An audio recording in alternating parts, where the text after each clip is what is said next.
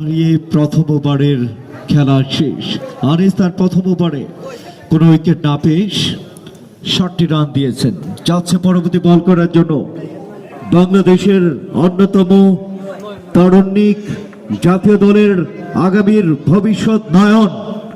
আমরা দেখতে চাই আজকের নয়ন তার কারিশমা দিয়ে যাচ্ছে। দৌড় শুরু করলেন নয়ন, বলটি করলেন এবার কিন্তু চমৎকার এবং দেখে শুনে ড্রাইভ বল চলে যাচ্ছে, কিন্তু শেষ পর্যন্ত বিলিং এ লেগে কোনো রানও নয়, বিপদও নয়। রান যা ছিল তাই, 7, কোনো উইকেট না হারিয়ে।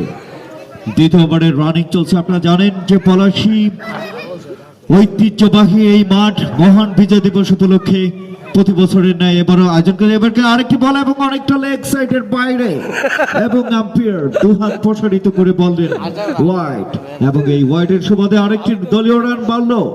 দলীয় রান 8, কোনো উইকেট না হারিয়ে। উইট অন ক্লোজ যাচ্ছে নয়ন তার পরবর্তী বল করার জন্য। এবার কিন্তু চমৎকার এবং ম্যাসিভ লাভলি শট এবং